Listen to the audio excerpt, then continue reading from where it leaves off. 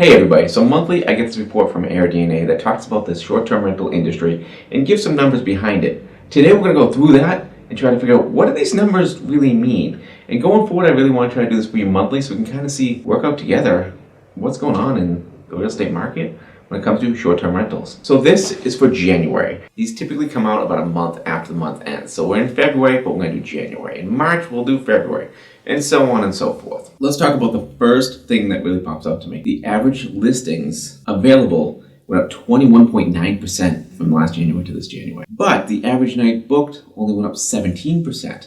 So you might be thinking, cool, 17% more nights booked, but let's take a look at supply and demand. We have about 4% delta between the supply that went up and the demand that went up. If I have more supply than I have demand, then we're going to have some problems booking. So the two numbers I'm really looking at to figure out what this means when it comes to the supply and demand. So the average nightly rate went up 3.1% year over year, but occupancy fell 1.3%. So supply and demand would tell me, hey, I can't get as much money for my house and I won't book it as much. But this one's saying that I can still book it for more. So what does that really mean to me? What that means to me basically is there is a plethora. There is more supply than there is demand coming into the market right now.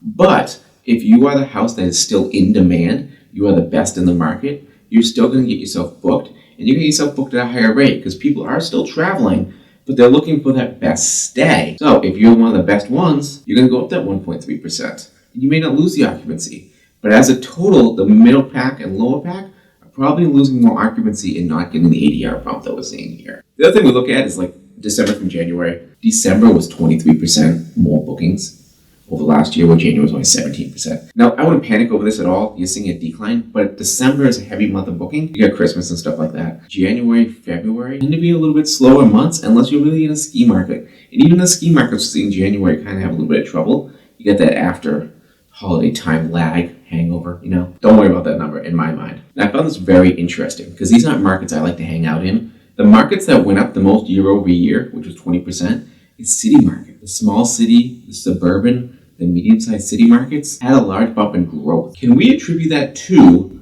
the new medium-term rental strategy that is really catching fire out there? Because these city markets might be better for the medium-term rentals, for the digital nomads, for the people that are traveling with business for a long period of time. That's kind of my thought on things when I look at that is, cities growing a lot. Medium-term rentals are catching fire. I think they're locked hand in hand, and that's what's bringing this sector, the short-term rental industry, up more. Now remember, these are all my thoughts, and also if you like my thoughts and my other videos, do me a favor. I'm trying to get to 1,000 subscribers. I'm at 181 as this video comes out. We're up 26 over last month, so thank you very much. Subscribe and like down below. All right, let's start with the middle tier markets, the mountain markets. The mountain markets are about 15% right now. We are seeing that great year over year. There has been good snow up in the Northeast, in Conway where I manage. So we're seeing a lot of bookings in the Northeast. And when we go to the other market, which is concerning and confusing, is the beach markets. The beach markets are ones lagging behind right now. In fact, really popular areas like Destin are not getting as much growth than we've seen in the other markets. Now here's my thought on this, because I follow Orange Beach Market, which is a beach market. I follow Gatlinburg, which is a mountain market. I follow Conway, which is a mountain market. The markets I'm seeing within Gatlinburg and Conway and stuff like that, you are seeing price declines with what's happening with the market right now. So it's following closer to the trend of the overall real estate market, whereas the beach markets don't seem to follow the trends as much. In Orange Beach, where I'm looking at homes, even though the interest rates went nuts and the housing market started to slow down, people still aren't selling way below value.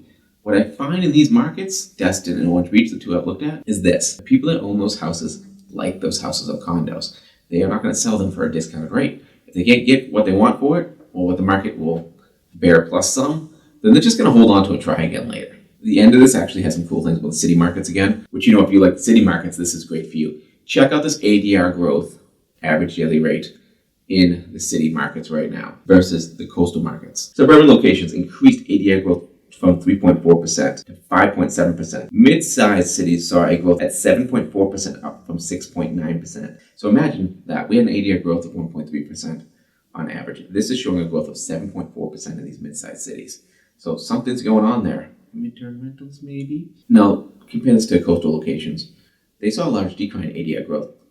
They went from a decline of 3% to 6% ADR. So let's sum this all up. Our industry is still growing and moving fast, but the supply is outpacing the demand right now, which means people are going to get left behind if they don't go all in on the short-term rentals and really work them the way it's supposed to be worked with communication, staging, everything you need to do there. The city markets are really starting to grow. I believe it's from the midterm rental kind of growth right now, but there are other things going on in those city markets. And the coastal markets are taking the biggest hit.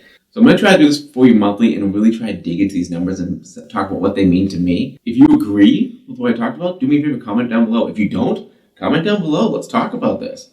I'll see you guys next week.